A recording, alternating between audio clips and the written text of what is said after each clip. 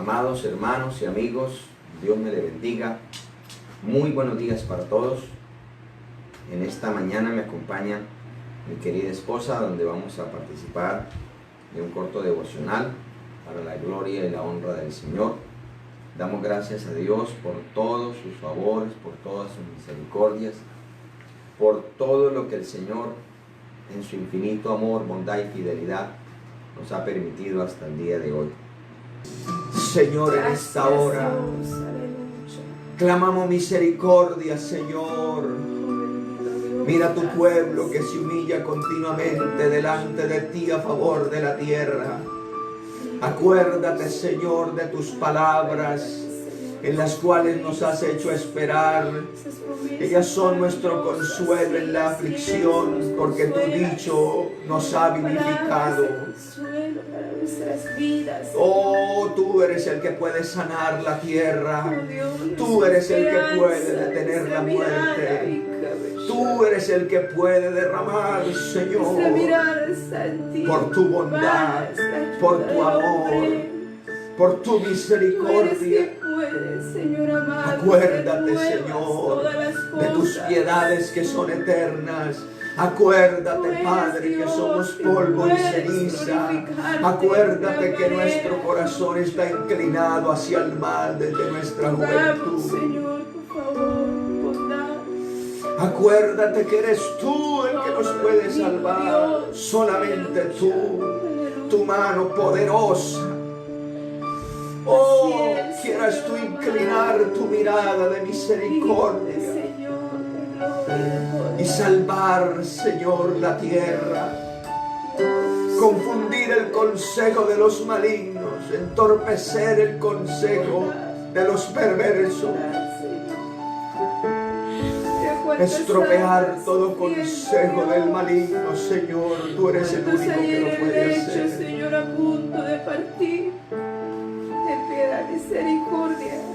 Señor, Ten piedad, misericordia de ese tu ira se refleja desde el cielo contra la tierra por tu verdad.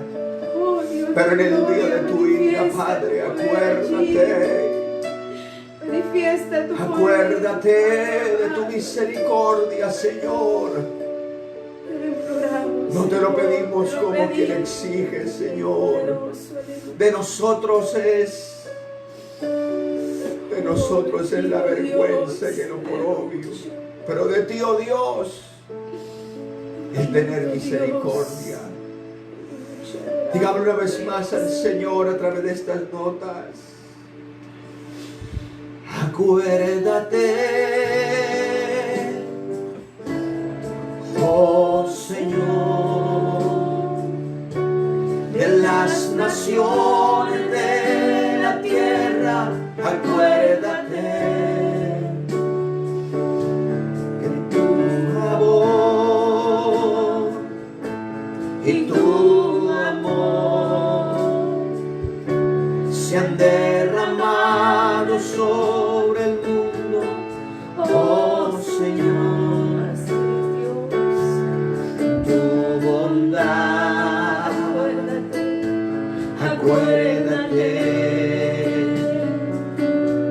en tu bondad.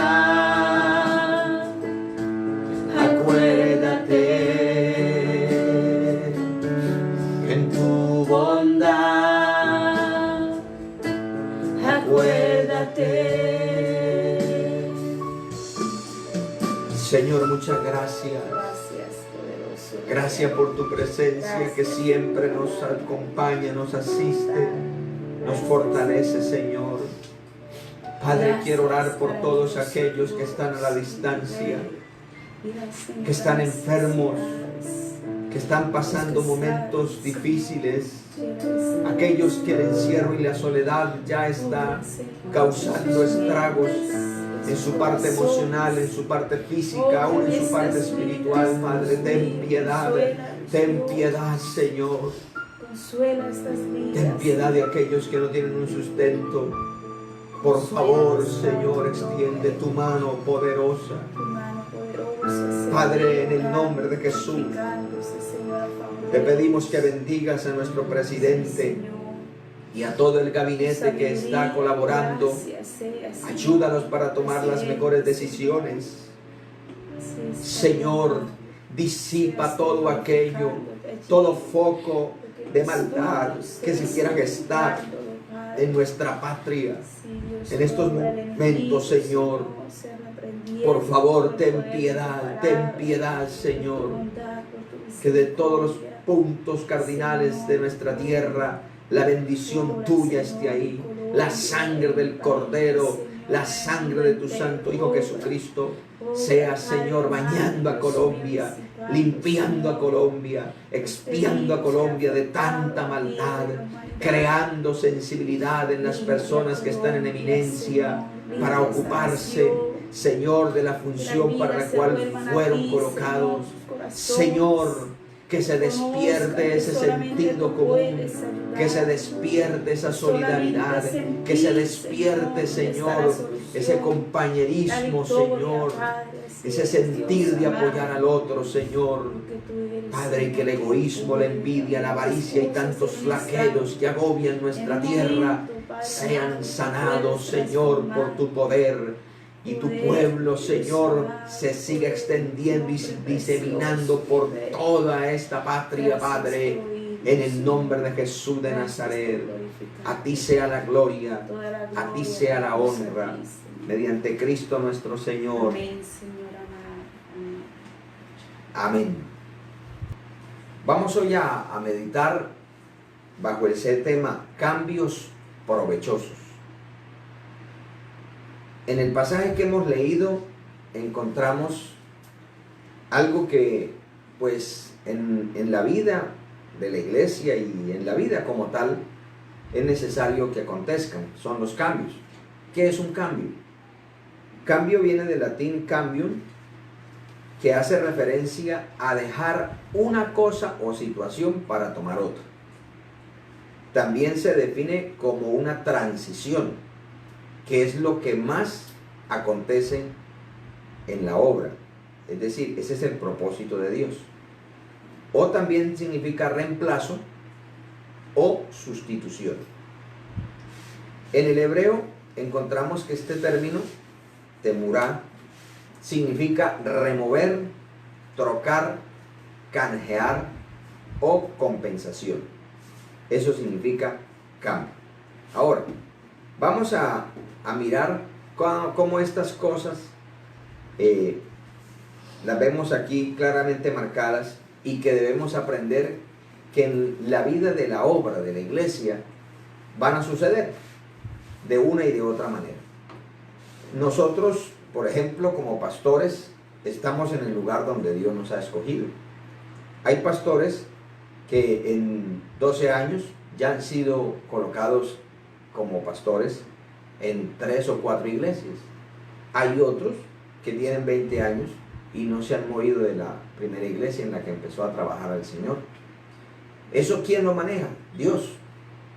De acuerdo a algunos factores que vamos a considerar en esta mañana. Pero también, por ejemplo, en la iglesia, los liderazgos, algunos pueden durar más, otros menos. No es que sea una ley que un líder sea perpetuado, pero tampoco puede ser la excepción. Son circunstancias que Dios va manejando.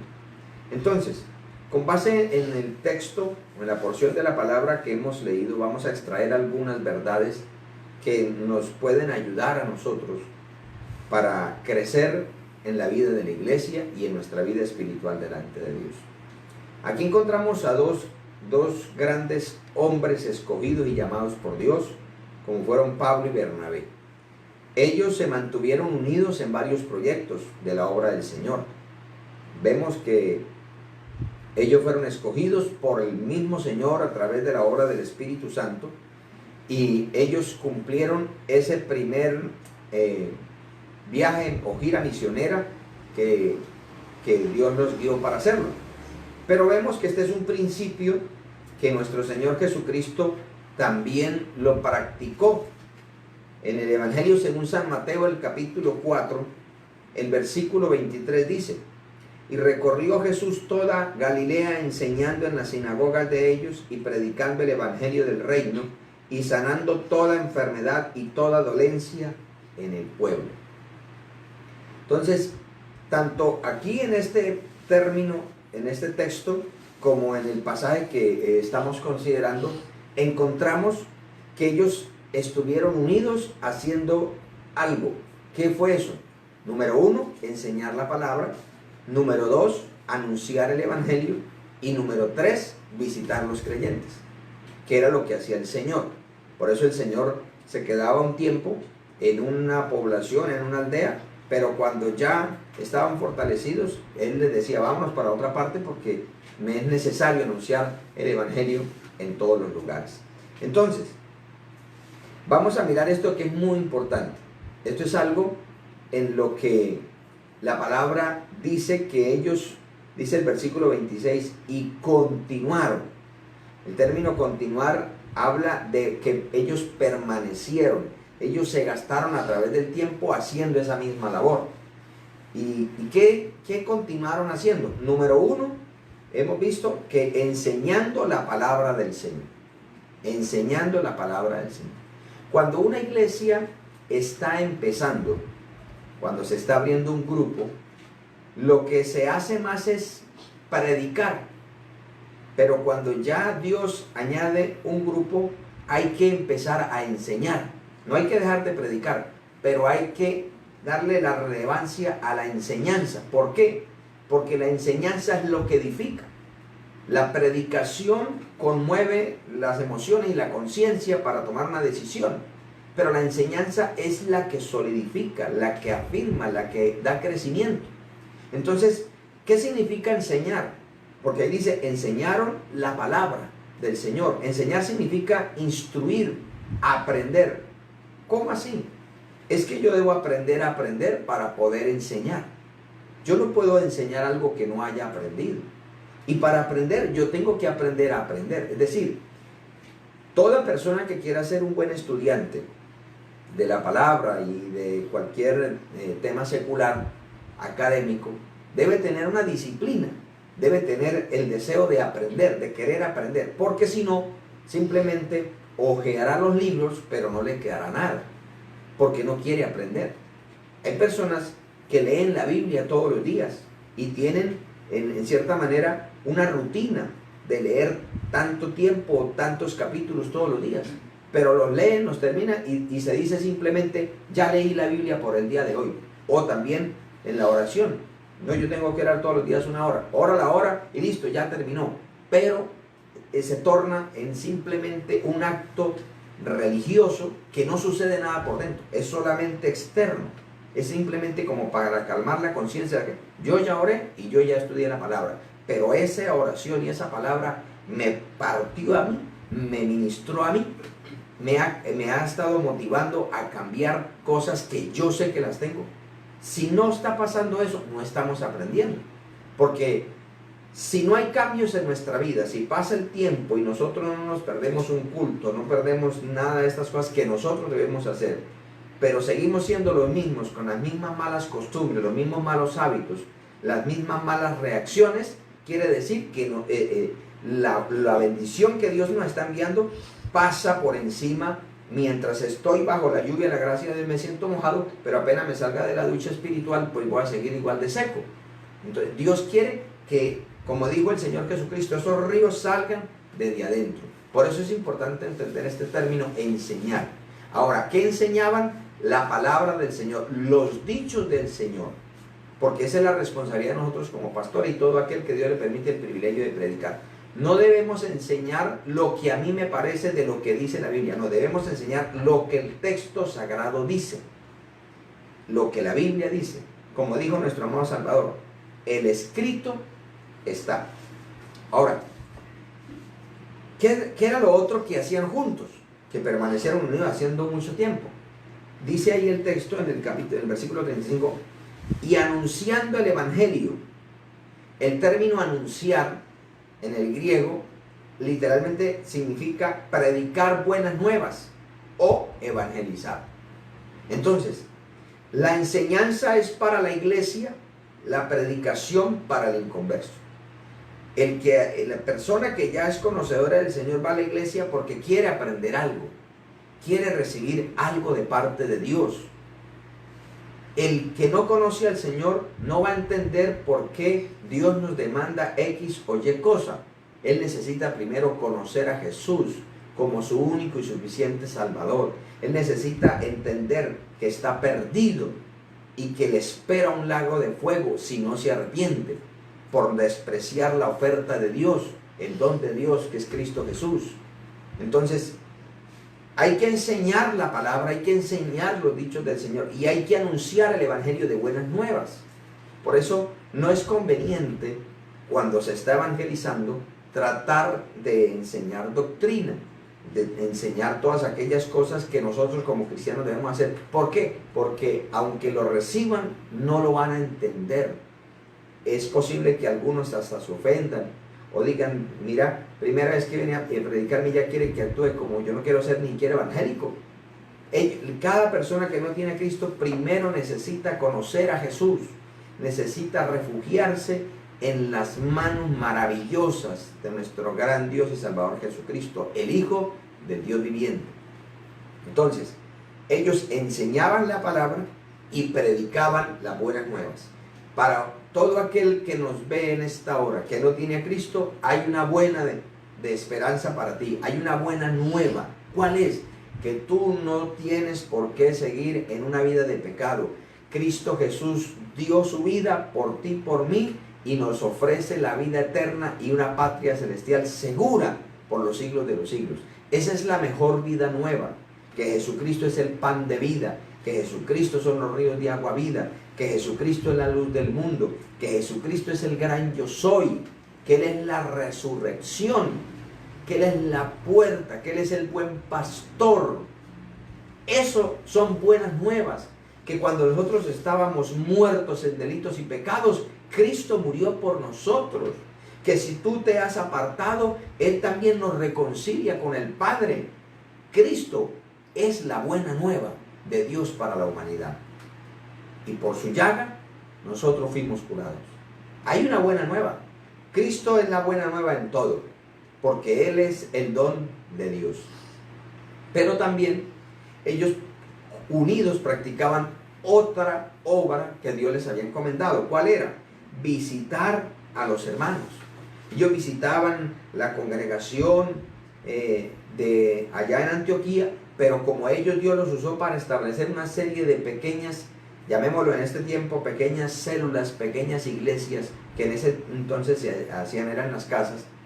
Entonces, ¿qué se dijeron? Pablo le dice a Bernabé, volvamos a visitar a los hermanos, volvamos, vamos.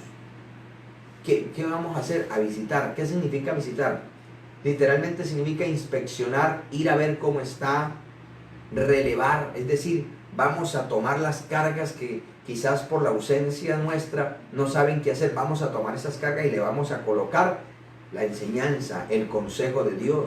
También significa buscar. ¿Por qué? Porque muchas personas se empiezan a aislar. No tienen la fuerza espiritual para ir al abrevadero, o de pronto por estar brincando cerca se han herido, o por estar un poco alejado del rebaño ha sido asaltada por el lobo y entonces está herida, está fracturada. Entonces hay que ir a buscarlo, hay que anhelarlo, pero la oveja debe también dejarse oír ese balido, dejarse oír que tiene necesidad, porque hay creyentes que Dios le muestra al pastor que están en necesidad y el pastor le pregunta, ¿y cómo están? No, yo bien, perfecto, todo en bendición, cuando la realidad es otra. Entonces debemos nosotros procurar crecer en la obra del Señor. Ahora bien, esto que Dios colocó en el corazón de Pablo y de Bernabé de volver a visitar a los hermanos, era como quien dice el empuje para el segundo viaje misionero. Ellos salieron con la idea, o ese era el proyecto, de salir a visitar a los hermanos. Pero después de que estuvo en la carrera de lo que Dios los había mandado a hacer, vemos que Pablo, Dios lo llevó mucho más lejos de donde él pensaba. Entonces, amados hermanos, aquí tenemos en la imagen un pequeño mapa de lo que es el inicio del segundo viaje misionero.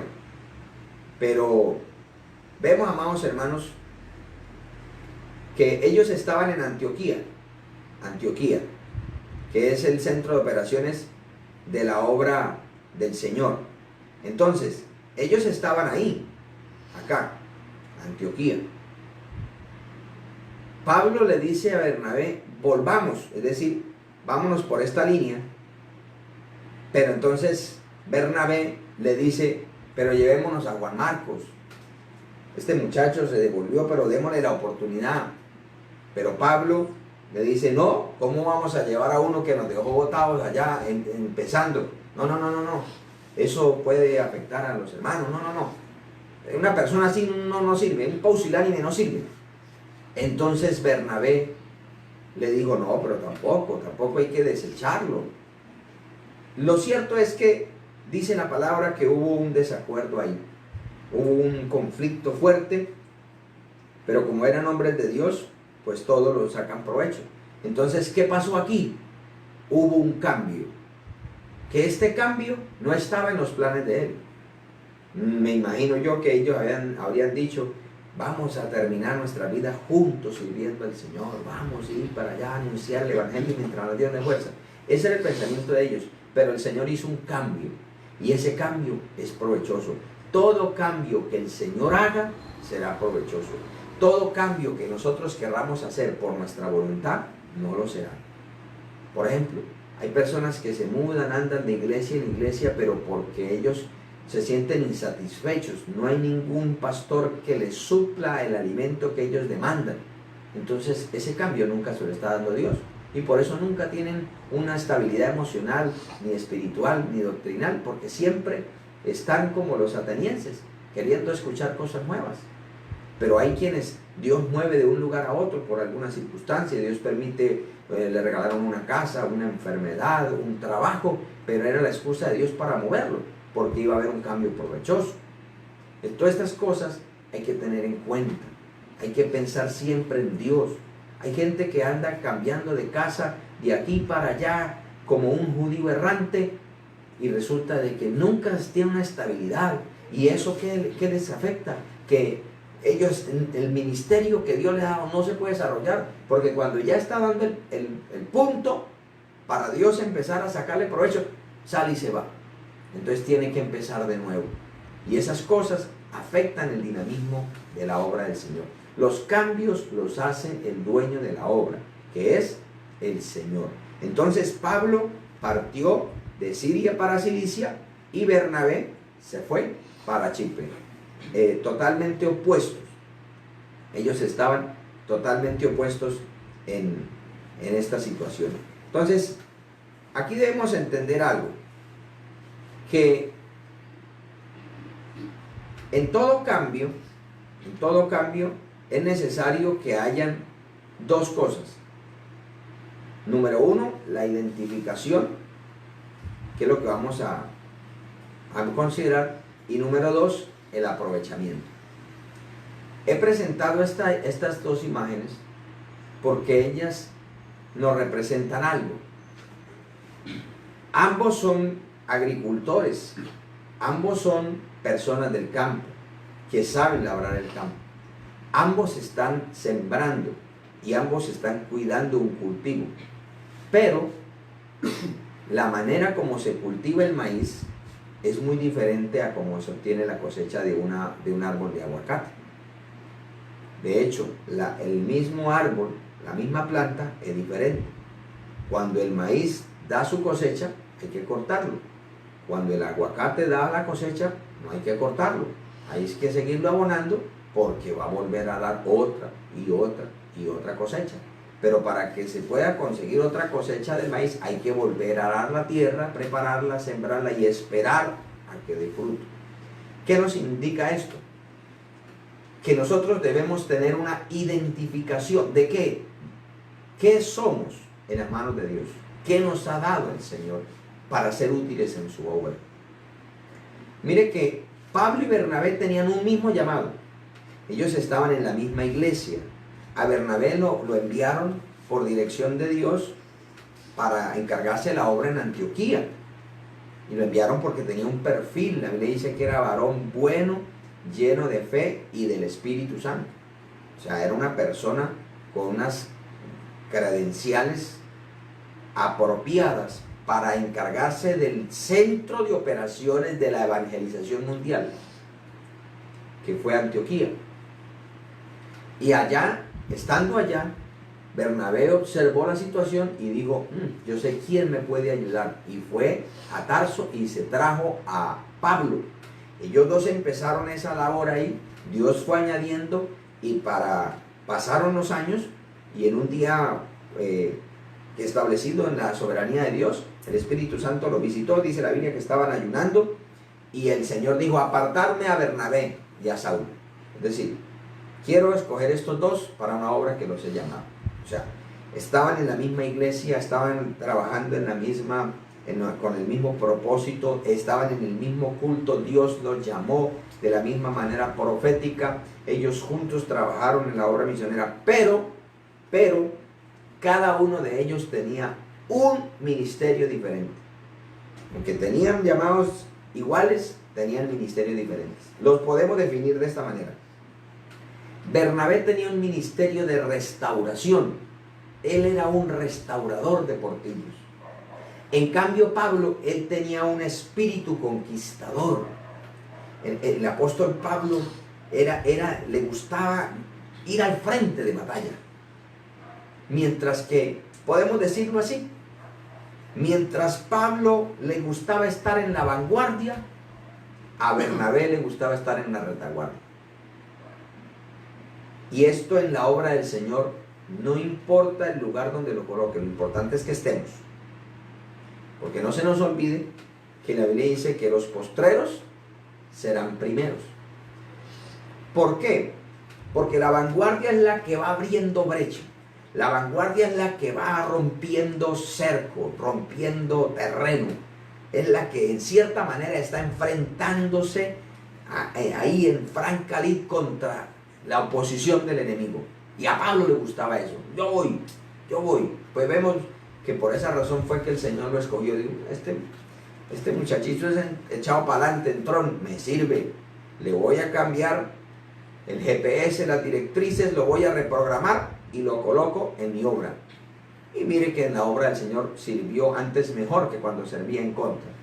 Y Bernabé se identifica como la retaguardia porque en la retaguardia era donde iban los enfermos, los cansados, los debilitados, las recién paridas, todos ese grupo de personas que no puede ir al mismo ritmo, pero que con la retaguardia también había un grupo del ejército cuidando, que por esa razón fue que Dios se enojó contra Amalek, porque atacó la retaguardia, y ellos sabían que la retaguardia eran las personas que no podían ir al ritmo del frente, que como pasó allá cuando van a rescatar lo que se llevaron en el tiempo de David, y no pudieron pasar el torrente de Besor. Entonces dice la Biblia que unos se quedaron con la retaguardia y los otros que fueron al frente y pelearon, cuando traen el botín, ellos dicen, no, el que fue a la batalla es el que come. Los que quedaron aquí, las gallinas, los miedosos, los que no sirven para nada, que no, que miren para el cielo y coman aire. Pero a mí le digo, no sean perversos, porque cuando va a la batalla, tanto el que está al frente como el que está atrás cumplen una función. El que está allá está peleando, pero el que está aquí está cuidando lo que se necesita para cuando el que está allá y venga cansado y hambriento encuentre quien lo va a atender. Por eso, como nosotros terminamos una enseñanza el día de ayer acerca del hogar, hay muchas veces que se malentiende el esforzado y extenuante trabajo de las esposas. Y como muchas veces en la casa ese trabajo no produce dinero, entonces dice, es que usted no hace nada. ¿Cansada de qué? Error.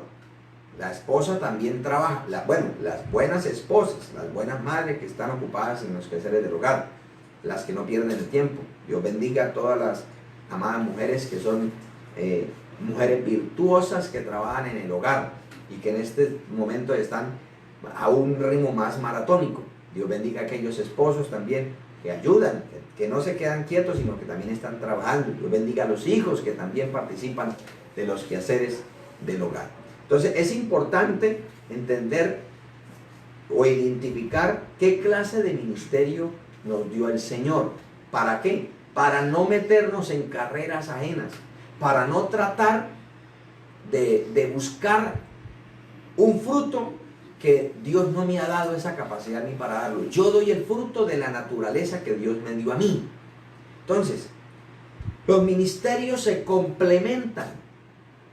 Mire que, por ejemplo, del maíz se saca un producto rico, pero el fruto del aguacate también es rico y cumple otra función, que es traer un beneficio a la salud. Entonces, no nos sintamos menos si Dios nos dio un ministerio quizá menos vistoso. No importa, desde que sirvamos en la obra del Señor, lo importante es hacer lo que Dios nos mandó. Para el hombre es que, por ejemplo, si una persona Dios la usa en milagros, portentos y maravillas, para ellos supuestamente ese es el único que tiene a Dios y con él sí está Dios. Con el que no hace mover las hojas de los árboles, con él no está Dios. Error, grave error. Dios no está con los fieles de la tierra. Dios está con los limpios de corazón. Dios está con los corazones quebrantados y humildes. Dios está con aquel que tiembla ante su palabra. No debemos confundir que Dios está más con aquel que Dios le da un ministerio más relevante. No, Dios está con todo aquel que realmente se humilla a Él, que le abra su corazón. Con Él está Dios. Amado hermano, no se aflija si quizá usted no es un gran predicador, si quizá usted no tiene libertad de dirigir un culto. No se aflija. Siga orando, siga evangelizando persona a persona, siga apoyando la obra, siga dando testimonio. Usted, mujer, siga siendo buena esposa, obediente a su esposo, que así gana muchas. Porque muchos esposos dirán, no, qué bendición, mire ese hogar. Y usted no predica, no predica ni un mensaje. Ah, pero su vida es una predicación. Entonces, no pensemos que la obra de Dios se maneja como yo quiero, no. La obra de Dios se maneja como el Señor la plantea. Entonces, los ministerios se complementan, pero cada uno tiene que seguir su curso. Pablo y Bernabé estaban juntos, pero llegó un momento en que tuvieron que separarse. ¿Para qué? Para cumplir cada uno su ministerio. Entonces, esto es importante. De acuerdo al ministerio y al carácter del discípulo se incluye en el servicio. Si nosotros leemos ahí en el versículo 39, dice, hubo tal desacuerdo entre ellos que se separaron el uno del otro. Bernabé, tomando a Marcos, navegó a Chipre, y Pablo, escogiendo a Silas, salió encomendado por los hermanos a la gracia del Señor. Bernabé dice, yo no voy a abandonar a Juan Marcos. Yo me imagino que Bernabé le dijo a Pablo, Pablo, ¿usted por qué actuó así? Acuérdese que cuando usted, el Señor, lo salvó, nadie confiaba en usted. Nadie se acercaba con usted. El único que dio la cara por usted fui yo. ¿Por qué? Porque Dios me mostró que Él había tratado contigo. Pero que el hecho de que Dios trate contigo, eso no quiere decir que la gente ya va a entender ese trato. Es necesario para que pase un tiempo para que se dé testimonio que realmente usted cambió. Pero ¿quién fue el que le abrió la puerta a Pablo? ¿No fui yo? Pues lo mismo, Juan Marcos cometió un error. Él todavía no tiene la capacidad ni espiritual ni ministerial para servir, pero yo veo en él un llamado. ¿Cómo lo vamos a desechar? Yo no lo puedo abandonar. Su alma se puede perder y un ministerio también. No, yo me voy a quedar a restaurar a Marcos. Yo me lo voy a llevar de ayudante y le voy a enseñar. Pablo dijo, no, yo no tengo tiempo para eso. Yo soy de los que van adelante. El que cayó, cayó y yo voy para adelante. Entonces, Pablo dice que escogió a Silas. ¿Y por qué escogió a Silas? Porque Silas, primero, era de los principales en Jerusalén. O sea que para donde iban, como ellos siempre llegaban a las sinagogas, iba a tener un buen colaborador, como fue en su momento Juan Marcos, que era levita. Silas también tenía la posibilidad, eso lo miraremos en los próximos estudios, de tener mayor libertad, porque también tenía, llamémoslo así, esa nacionalidad gentil. Entonces para los gentiles también iba a caer mejor. Y aparte de eso, Silas era profeta. Silas tenía un ministerio que era muy llamativo. Entonces todo eso le iba a servir a Pablo. Nosotros debemos tener en cuenta que así como en primer lugar debemos identificarnos, en segundo lugar debemos aprovechar lo que Dios nos ha dado a nosotros para el bien de la obra. ¿Qué tienen que ver estos vehículos? Todos estos vehículos que están aquí son automóviles. Todos son eléctricos. Pero cada uno es de una diferente casa automotriz. Pero en especial, cada uno de ellos fue diseñado para X trabajo y para X propósito. Vemos que hay una gama que empieza desde el vehículo más pequeño, que sirve para una pareja, para recorridos dentro de la ciudad, para la economía, para la comodidad en los trancones. Pero si nosotros seguimos viendo, el siguiente ya es más amplio, es un tipo sedán, ya es más confortable para un viaje en familia. La otra ya tiene una mayor envergadura, ya es ese híbrido que ahorita está pues causando furor, que es una mezcla entre camioneta y automóvil. No es camioneta, pero tampoco es automóvil, queda en el término medio. Es decir, que puede salir a campos un poquito más agrestes, es un poquito más robusto, más fuerte, puede soportar más peso, puede tener trayectos más largos sin ninguna clase de inconveniente. Pero por último está la camioneta. Una camioneta que esa puede ir a cualquier parte, está diseñada para terreno muy fuerte, para trochas, es alta, también sirve para la ciudad. Solo que cada uno de ellos, a medida que vaya creciendo la envergadura, la potencia del motor, pues así mismo van a ser las demandas de su mantenimiento. Va a consumir más gasolina y todo lo demás. ¿Qué tiene que ver con esto? Precisamente, el aprovechamiento parte de, si yo ya identifiqué qué me ha dado el Señor, yo debo enfocarme en qué área voy a poder hacer útil para la gloria del Señor. Entonces, para ello nosotros, amados hermanos, debemos ser sensibles a la voz de Dios. Porque ahí dice la palabra del Señor que en el versículo 39 que hubo un desacuerdo. Y este término desacuerdo literalmente es una disputa acalorada, pero que bien enfocada es una incitación al bien. Por la Biblia, por ejemplo, dice: el rostro airado alejará la lengua detractora. Si un padre no le demuestra su enojo, su desaprobación a un mal acto que está haciendo el hijo va a pensar que todo está bien. Y así cada persona de autoridad, si no demuestra que algo está mal, la otra persona va a justificarse: ah, no, pero no me dieron nada, todo está bien. Entonces, por eso es que los cambios muchas veces se generan precisamente en momentos difíciles. En estos momentos de quietud y de aparente estancamiento es donde muchas personas, después de terminar esto, terminarán siendo millonarias. ¿Por qué? Porque supieron aprovechar algún recurso que Dios les dio. Le sacaron provecho. Otros terminarán en la ruina, porque vino un cambio inesperado y no estaba preparado ni tampoco lo asimiló. Todas estas son circunstancias que de continuo pasan en la vida. Entonces, ¿qué hubo ahí en ellos? Separación. ¿Qué significa separación? Un rasgamiento. Poner un espacio entre uno y otro. Irse. Es decir, nosotros vamos, como estaba en la imagen inicial. Si usted le prestó atención a la imagen tiene línea blanca. que la línea blanca significa que ambos carriles van para el mismo lugar, pero llega a un punto que hay una bifurcación, entonces esas dos líneas se separan, ambos van a terminar en el mismo destino, pero uno se va a ir por la derecha y el otro por la izquierda.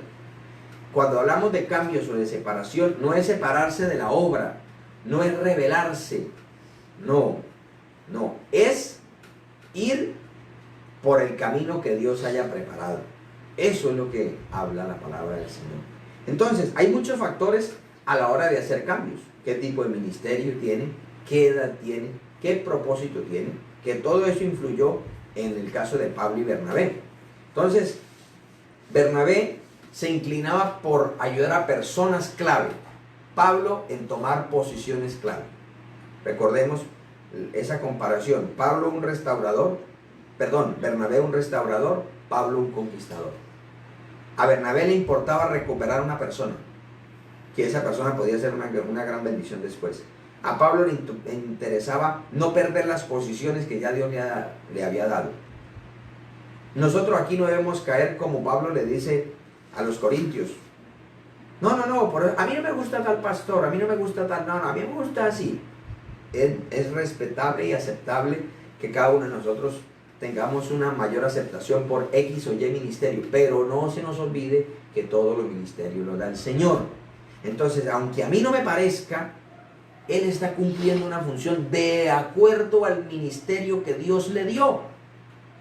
No podemos pretender ser lo que no somos. No podemos, como dice la palabra, no se pueden recoger higos de los abrojos. No, cada cual va a dar fruto de acuerdo a lo que tiene. Entonces, ahí la palabra dice que nos muestra que Bernabé quería llevarse a Marcos, pero Pablo le dijo, no, ese muchacho no nos conviene. Ahí tenemos, por ejemplo, el caso en Lucas capítulo 5, versículo 8 al 10, que el Señor Jesucristo también en algunos momentos, Él decidió restaurar a una persona y en otros usó una persona para restaurar una posición. Por ejemplo, Lucas capítulo 5, del 8 al 10, es el momento cuando Pedro le dice al Señor, apártate de mí porque soy pecador. Pero el Señor le dice, no, tranquilo Pedro, no temas. A partir de hoy yo lo voy a hacer pescador de hombres. ¿Qué hizo el Señor ahí? Restauró un hombre para que lo acompañara, para que estuviese con él. Pero en Marcos capítulo 5 encontramos la liberación del Gadareno. El Gadareno le dice, Señor, yo quiero ir con usted, así como le aconteció a Pedro y a Juan. Pero el Señor le dice, no, ve a los tuyos y a tu casa y dígale cuán grandes cosas ha hecho el Señor contigo. Y resulta que este hombre se fue y no solamente se quedó en su casa porque su testimonio era demasiado relevante. Él empezó a predicar la palabra por toda Decápolis y Dios lo usó para ese que era un instrumento del diablo para consternación en un sector. Luego Dios lo usó para ganarse un área mucho más grande de la que antes el enemigo tenía influenciado. Ahora, quiero presentar unas conclusiones al respecto. Esta figura nos muestra diferentes órganos del cuerpo. Ahí encontramos, por ejemplo, la vista, el estómago, los intestinos, los pulmones, el hígado, los riñones, el cerebro, el oído, la columna vertebral. Todos son miembros del cuerpo, todos, pero cada uno tiene una función diferente. Entonces, ¿qué podemos concluir? Las diferencias se complementan cuando se aceptan. Es decir, quiero leerle algunos textos de esta porción. Primera de Corintios capítulo 12, el versículo 14 dice, el cuerpo no es un solo miembro, sino muchos. Pero mire, dice, si dijera el pie, ¿por qué no soy mano, no soy del cuerpo? ¿Por eso no será del cuerpo? Y si todo el cuerpo fuese ojo, ¿dónde estaría el oído? Y si todo fuese oído, ¿dónde estaría el olfato? Mas ahora Dios ha colocado los miembros, cada uno de ellos en el cuerpo, como Él quiso. Escuche bien, amado hermano, por favor, no se flagele, no se menosprecie, no, valore lo que Dios le ha dado. Lo importante es, como le dijo el Señor a los discípulos cuando ellos regresaron todos contentos, diciéndole: Señor, en tu nombre echamos fuera demonios, hicimos muchos milagros. Y ellos le daban más importancia a lo que se veía. Pero el Señor les dice: sí, yo vi a Satanás como caía del cielo como un rayo, pero no se regocijen de que los demonios se sujeten en mi nombre. No, regocíjense que vuestros nombres estén escritos en el reino de los cielos. O sea, amado hermano, lo que nos debe causar gozo es ser de Cristo, estar en Cristo. Que si usted y yo estamos en Cristo, para algo nos va a usar el Señor. ¿En qué? En lo que Él quiera. En lo que Él quiera. Nosotros en la iglesia tenemos una hermanita que con mucha dificultad va al culto. Es un ejemplo, porque hay muchos factores en contra, mas sin embargo ella procura ir a la escuela dominical, porque muchas veces en la noche no le es posible por su salud y por muchos factores más. Pero ella va y a ella le gusta cantar especiales al Señor. Ella quizá no sabe de notas, pero sí sabe de la melodía del corazón. Y eso motiva. Eso es algo que impregna, porque a ella le gusta hablar de Cristo. Ella demuestra que está enamorada de Cristo. Quizás no tiene un cargo, no tiene ninguna relevancia, pero para Dios es muy importante. Y ella lo ha entendido y lo ha demostrado. Y aún para nosotros como pastores es de motivación, porque ¿cuántos hay que no van a una escuela dominical porque simplemente quieren dormir? Porque ese es el día que dice que si no hace mercado el domingo no se puede hacer mercado, o cualquier otra cosa. Pero hay personas que hacen un esfuerzo muy grande por participar de los cultos para Dios. Entonces ahí silenciosamente nos está predicando cómo es el amor a Cristo. No es de palabras, es en hechos y en verdad. Por eso, amado hermano, motívese en lo que Dios le ha dado. Dispóngase para servir a Dios en lo que el Señor le ha entregado. Y deje que si otro, permítame así, es como cuando uno va viajando. Por el lado de uno pueden pasar camionetas último modelo y le dejan a uno el tierrero. Si yo tengo tranquilidad de que voy en un buen vehículo, pero yo no voy a maltratarlo, porque ¿y por qué me pasó este? Hágale, papá, que yo voy para el mismo lugar donde él llegó. Yo voy a mi ritmo. Yo no puedo poner a correr al ritmo suyo y después yo quedo botado. ¿No? Vaya. Si Dios le dio 5, 20 talentos, gócese y úselos. Pero no hable de ellos. Deje que Dios lo use. Si usted tiene 2, úselos. Si usted no tiene uno, no importa, tiene uno. Use ese uno. Úselo para la gloria de Dios, para la obra de Dios. Usted será bendecido y será bendición para la obra. Miren lo que dice aquí. Por ejemplo, el versículo 27. Vosotros pues sois el cuerpo de Cristo y miembros cada uno en particular. A unos puso Dios en la iglesia, primeramente apóstoles, luego profetas, los terceros maestros, luego los que hacen milagros, después los que sanan, los que ayudan, los que administran, los que tienen don de lenguas. ¿Son todos apóstoles? ¿Son todos profetas? ¿Son todos maestros? ¿Hacen todos milagros? ¿Tienen todos dones de sanidad? ¿Hablan todas lenguas? ¿Interpretan todos? ¿Sí se da cuenta? No todos tienen. Algunas personas tienen más dones, otros menos, pero no importa, eso lo maneja Dios. Lo importante es que lo que Dios nos ha dado, nosotros lo usemos para su gloria. Ahora, la otra conclusión que podemos extraer es que la humildad y la templanza son virtudes necesarias para un buen aprovechamiento de todos los recursos. La humildad. Efesios capítulo 4 dice en el versículo 1 al 4.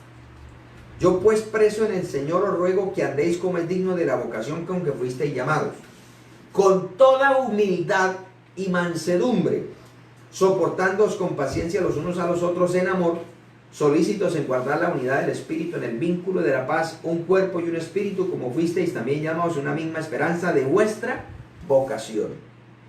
Si Dios te llamó, si Dios te hizo un llamado para que sea ujier, para que hace el templo, para que sea tesorero, para que sea músico, para que sea evangelista, para que sea ganador de almas, para que sea colaborador del pastor, para que sea maestro, para que lo que Dios lo puso a hacer, o quizás Dios le está entregando recursos para que sea una columna de inversión en la iglesia, para que usted sea una columna de ayuno, de oración en la iglesia. Lo que Dios le haya puesto en sus manos, hágalo con humildad, pensando en la unidad de la iglesia por el Espíritu Santo. Eso es importante, porque si no lo hacemos, eso mismo que Dios me dio a mí, entonces empezamos a cornear a los otros y nos tornamos en instrumentos del diablo, que estando en la misma iglesia, con los dones que Dios nos ha dado, estamos matando a otras ovejas más débiles. No, eso no puede ser así. Nosotros debemos ser usados en las manos del Señor para la gloria de Dios y la edificación de la iglesia. Mire, Filipenses capítulo 2, versículo 1 al 4. Por tanto, si hay alguna consolación en Cristo, si algún consuelo de amor, si alguna comunión del Espíritu, si algún afecto entrañable, si alguna misericordia, completad mi gozo, sintiendo lo mismo, teniendo el mismo amor, unánimes, sintiendo una misma cosa. Nada hagáis por contienda o por vanagloria. Nunca debemos pretender que nos use el Señor para que nos vean. Los testimonios son una bendición, pero hay que tener cuidado. Uno tiene que examinarse. Si yo me gusta dar testimonios de mí para decir a mí Dios sí me usa, o para, yo puedo decir, no, es para que la gente se fortalezca en fe. Yo lo puedo decir de labios, pero mi actitud me va a descubrir mi verdadera intención. Si es para opacar a otros, si es para exaltarme a mí mismo, si es para decirles que yo sí estoy vivo, ustedes están muerticos, eso no le agrada a Dios. La gloria siempre debe ser única y exclusivamente para Dios. Los testimonios son una bendición siempre y cuando vayan guiados por Dios. Mire, dice ahí, con humildad, estimando cada uno a los demás como superiores a él mismo. Como superiores. No mirando cada uno por lo suyo propio, sino cada cual también por lo de los otros. Si nosotros mantenemos esta humildad, ¿y qué habla de la templanza? Esa capacidad de dominio propio. Yo debo reconocer, todos los seres humanos tenemos esa obra de la carne del orgullo. Todos. A algunos se les refleja más que a otros. Yo debo saber si yo batallo con el ego, si yo batallo con la presunción, con la jactancia. Entonces yo debo orar por mí. Señor, ayúdame a negarme a mí mismo, Señor. Entonces, ¿cómo yo voy a mirar eso? Pues tratando de que si yo tengo en un momento dado más talentos, yo puedo ayudar más a otros.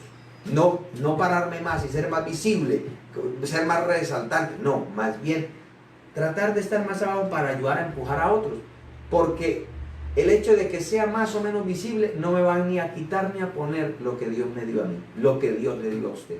Vea, amado hermano, lo que Dios le entregó a usted, nadie se lo quita. Usted dirá, ¿y entonces por qué tantas personas que Dios le dio tantas cosas hermosas, miren dónde andan? No es ni culpa de Dios, es la culpa de cada quien por no guardar, por no cuidar lo que Dios le dio. Por eso, amados hermanos, vamos a orar para que el Señor nos ayude a estar unidos. Los que son más fuertes dice que debemos fortalecer a los débiles. Para que todos, qué bueno que nosotros entendamos que Dios no quiere que nadie perezca, que cada persona que llega a la iglesia va y debe entender que va para ser cambiado, transformado, pero que va a ser de bendición.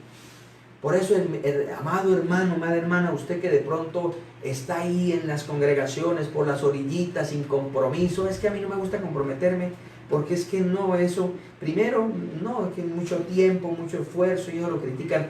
Si Dios le dio algo, por favor, no retire la mano del arado. Dios cuenta contigo. Este es el momento en el cual se necesita que todos estemos unidos con un mismo espíritu. Vamos hacia adelante.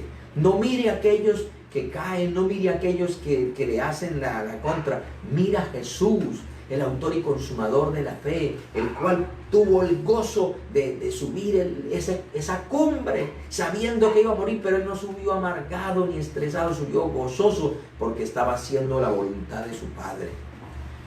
¿Qué nos depara las circunstancias dentro del trasegar en la obra? No importa, lo importante es que hagamos lo que Dios nos manda, que si hacemos lo que Dios nos manda, Dios estará ahí para fortalecernos.